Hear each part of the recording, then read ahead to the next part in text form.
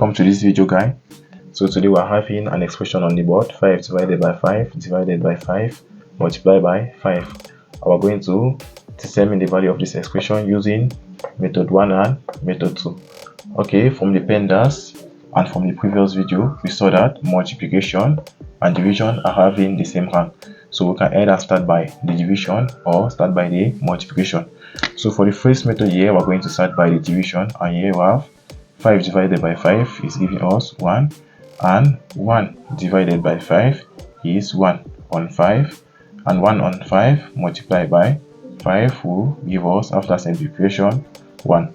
So for the first method, we started with the division and the final answer is 1.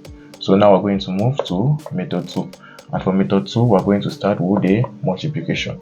So we have 5 multiplied by 5, which will give us 25, and 25 divided by 5, that's 25 divided by 5, this is 5, and this 5 divided by this other 5 will give us 1.